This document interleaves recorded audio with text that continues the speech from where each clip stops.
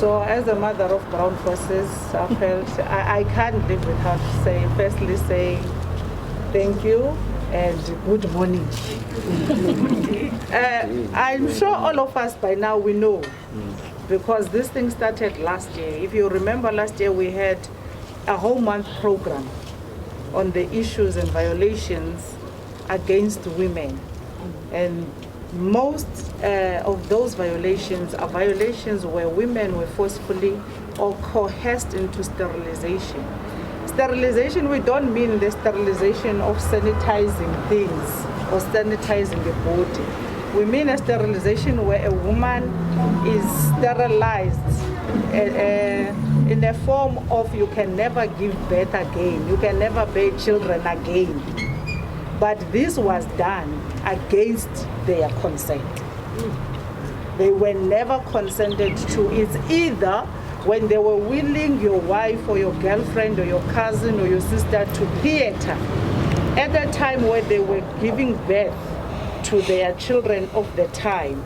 At that moment where you are being wheeled into a theater, you get presented with a bunch of papers to sign, and you get told, this one you agree for us to open you agree that we must give birth, this one you agree that you get sterilized. You don't even know the meaning of sterilization.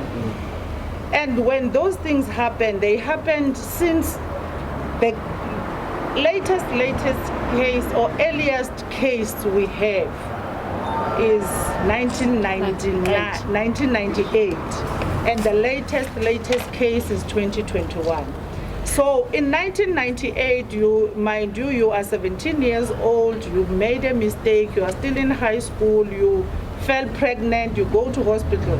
When you get to hospital, you are presented with the worst news. You have never expected that you are HIV positive. And at that moment, with the shock of you being HIV positive, you must still give birth to this child. And they take a unilateral decision as doctors to just sterilize you because you are HIV positive. And they make you a barren that you can never ever have children. You do not know all of that. You are not used to this environment. You still have a shock. You still have to disclose. You don't know whether to disclose or not. You don't even know if your child is going to be infected. There's so many things in your head that are going on. Then you are getting presented with this file to sign simply because you want a life for this baby. You are signing because you think you are signing for the doctors to deliver your baby healthy and safely. Meantime, you are being coerced. When they say sign because sterilization, then they regard that as an explanation to you that we explained the process to the patient. Meantime, the process where now you thought when they say sterilization, you think they are going to sanitize everything. They are not really talking about you being a barren altogether. Now, at a later stage, many of these women, when they start getting stability in their lives, now they are working, now they have stable relationships, now they're getting married, but they can't get children. And then the in-laws or your mother or yourself, you take an initiative to go to a gynecologist to get to know and understand, why am I not able to give children? Because I had a child, but all of a sudden now I can't fall pregnant. And the gynecologist tells you, no. Have you ever undergone a procedure in your life? Like, no. No, but your womb has been removed. Your uterus is removed, or your tubes. The tubes, you know most biology. Your tubes are cut. Like, but I've never said those things must happen to me. I've never at any time in my life get into a procedure or agree to such a procedure to be operated on you. So then a doctor will make you to recall or perhaps think of the time in your life where you have ever been into a theater. And the only time you've been in a theater was the time you were giving birth. And then it start occurring to you that those papers you were signing on your way to theater, you are suffering the pain of labor, You have the worry of being HIV positive. You don't know if your baby is going to be infected or not. You have a worry of disclosing. You don't know if the medication you are going to react to it, or you are going to live out of taking the medication. There's so many things. You don't know if there's going to be support at home, or you are going to be the outcast at home, and all those things. So when you get there and try to do all the tracing in your life of when exactly was I in the theater, and it becomes that day when you were giving birth, and then a doctor tells you no, then on that day you were not only giving birth, you got sterilized. So many women, this happened early in their life, and they go to realize it very late in their lives. So in realizing it very late in their lives, we'll understand how the justice in South Africa and the laws in South Africa operate. There is something called the prescription. So if anything is not reported within the space of 3 years, it therefore falls off. Now they can't go to the police, those women, they can't come here themselves. They can't come here and open a case because that thing now is regarded as prescribed. But in South Africa, we have bodies that are Chapter 9 to strengthen the democracy and safeguard our livelihoods.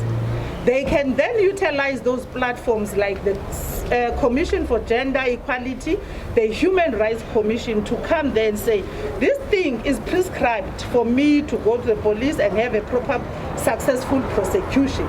But help me because my rights were violated. And therefore, human rights has to investigate, go back to that hospital, understand the extent in which the violation has taken place and the damage thereof it has caused and the implications of that in your life. Some of the women from KZN will understand that we live in different provinces, we still suffer the patriarchal mentality. Some of them in KZN lost their marriages because if you can't give birth, you have no use of that marriage. They lost their properties because if you can't give birth, therefore you cannot own property in certain tribes. So they lost of those. It's not only for you not to be giving birth, but now the implication is that you become a useless person that can't even be productive. You can't own a property, you can't get married because no one wants to be married to someone who cannot give birth. So in looking into that, that's what Human Rights Commission has to get in and understand and then go plead with the judges that you need to uplift this prescription on this because there was a serious violation here by Hospital A and Dr. B. And then Hospital A and Dr. B should then be prosecuted. And the department then must start looking into the matter as well, which is the health department, and see how best they can sit and correct that injustice with the women through the means of either compensation, and if ever some of those procedures can be reversed with the latest technology, see if they can reverse that. But most importantly, we understand that the way this thing has damaged their life, they have to be compensated in some point, that there should be some type of justice that is provided by both the health and the justice system of South Africa. Why did we come here? Why are we opening cases? Remember I said these things are prescribed. We have these entities that were supposed to have been our protectors and defend us. These two entities failed. There is one statistics that came in a form of a report from Human Science Research Council that was taken. It's just a sample that was taken. It's not all the cases that are in South Africa. A sample of over 6,000 was done, and that study revealed that 7% of that study, women indicated that they have been forcefully or coerced into sterilization, which a number, when we calculate it, is 476 women. So those 476 women that were reported by the Human Science Research Council, they reported them to a South African AIDS Council seminar that was in Durban back in 2015. So upon getting that report, through our TG, we reported to the human rights that there is this issue. Can you investigate and find women and help them? Human rights refused to investigate that and referred us to 48 other women which have gone individually to their own NGOs to now the Commission for Gender Equality, and there were 48 of them. Now here's the numbers, 46 and 48. 48 went to the Gender Commission, and 476, no one wants to report or investigate on their behalf.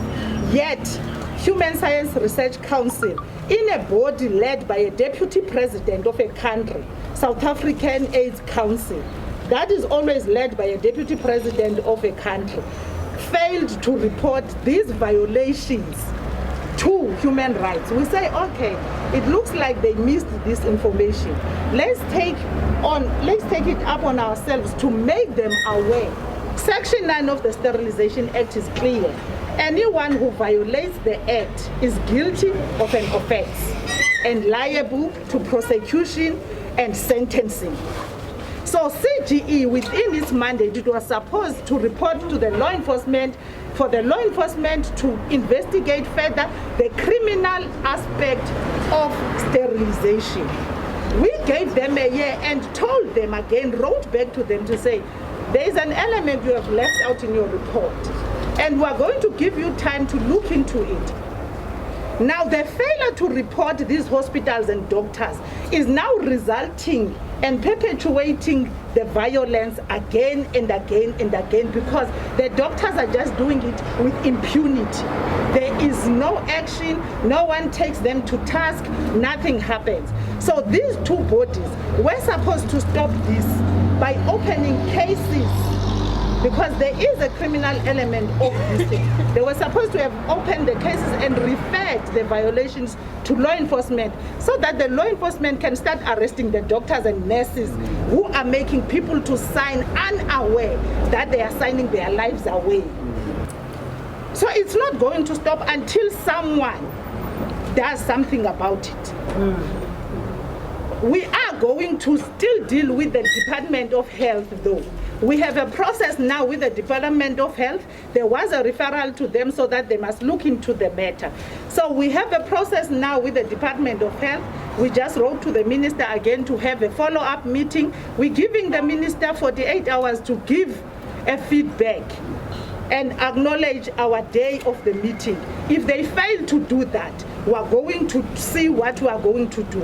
And if ever the police themselves cannot investigate and send this thing to prosecution, we want a certificate from prosecution that they say, we refuse to prosecute this particular matter, and us as the EFF are going to privately prosecute it. Yeah.